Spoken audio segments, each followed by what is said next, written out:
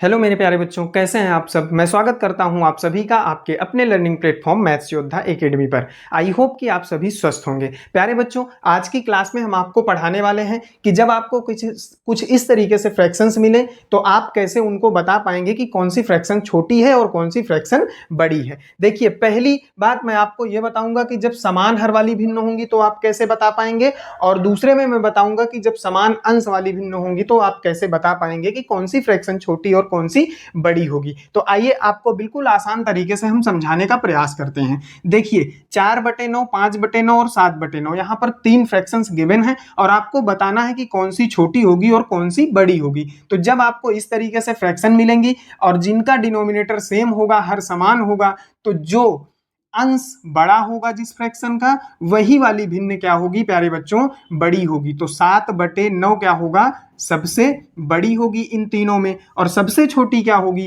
तो जिसका न्यूमरेटर छोटा होगा, जिसका अंश छोटा होगा, वो क्या होगा, वो सबसे छोटी फ्रैक्शन होगी प्यारे बच्चों।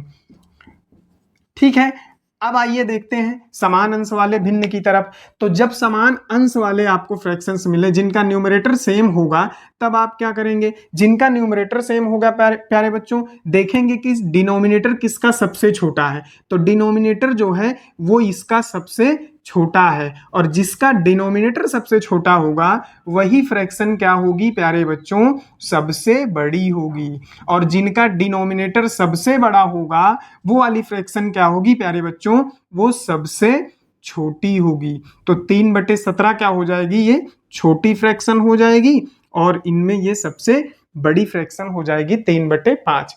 देखिए, मैं आपको एक मेथड और बताता हूं क्रॉस मल्टीप्लिकेशन मेथड से, कि आप कैसे जान पाएंगे। वास्तव में अगर जानना ही चाहते हैं तो हम कैसे जान पाएंगे कि ये कौन सी छोटी और कौन सी बड़ी होगी। तो देखिए, आप क्रॉस मल्टीप्लाई करके भी देख सकते हैं। जैसे यहाँ पे 9 और 4 का करेंगे तो 9 चौके 36, किसका 36 आया है, 4/9 का, है ना। और 5/9 यहाँ पे है, तो 5/9 के को इस पर मल्टीप्लाई कराएंगे तो 9×5 = 45।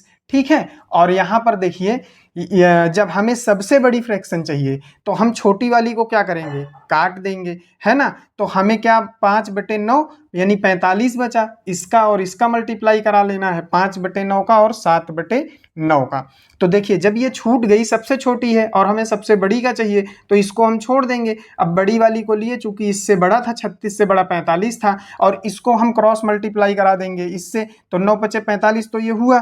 फिर 9×7 = 63। अब ध्यान से देखिए प्यारे बच्चों कि 36, 45 और 63 में सबसे बड़ा 63 था, तो ये सबसे बड़ी भिन्न हो गई। मैंने बताया आपको कि 7/9 सबसे बड़ी भिन्न होगी, और सबसे छोटी 36 है यानी 4/9 है, तो सबसे छोटी क्या हो गई फ्रैक्शन, 4/9 हो गई प्यारे बच्चों। आप इसी तरीके से इसमें भी क्रॉस मल्टीप्लाई करके जान सकते हैं कि कौन सी फ्रैक्शन छोटी होगी और कौन सी बड़ी होगी। तो हम आपको दिखा देते हैं। देखिए, 3/5, 3/8 और 3/11 और 3/17। देखिए, सबसे बड़ी फ्रैक्शन हमने बताया कि 3/5 होगी। देखिए, क्रॉस मल्टीप्लाई करके आपको दिखा देते हैं। 8×3 = 24 और 5×3 = 15। हमको बड़ी चाहिए तो हमने कहा हम छोटी वाली को छोड़ देंगे। अब यहाँ पर 3/5 और इसका मल्टीप्लाई कराइए, तो 5×3 = 15, ठीक है, और 11×3 = 33। अब इसको हटा दीजिए, 11×3 = 33। अब देखिए, 3/5 और 3/11 का ये आया 33 और ये आया 15, तो हमें बड़ी चाहिए, तो हम छोटी वाली को क्या करेंगे, छोड़ देंगे। अब 3/5 और 3/11 में क्रॉस मल्टीप्लाई कराइए, तो 3/5 और 3/17 में, तो अब जब क्रॉस मल्टीप्लाई कराओगे तो 17×3 = 51 हो जाएगा प्यारे बच्चों, है ना। 17×3 = 51, और इसका 5×3 = 15।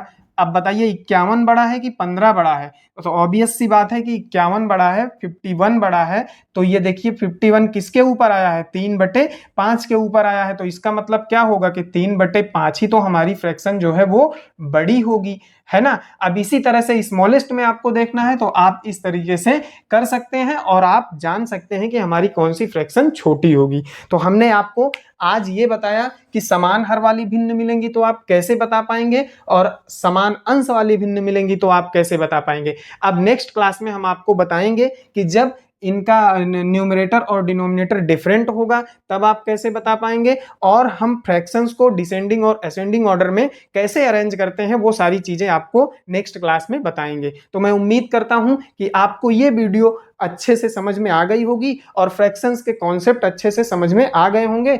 तो आज के लिए प्यारे बच्चों बस इतना ही। मिलते हैं आप सभी से नेक्स्ट क्लास में और इसी फ्रैक्शन के टॉपिक को आगे बढ़ाएंगे और आपको समझाएंगे कि किस तरीके से असेंडिंग और डिसेंडिंग ऑर्डर में अरेंज करते हैं। तो बहुत बहुत धन्यवाद क्लास को देखने के लिए।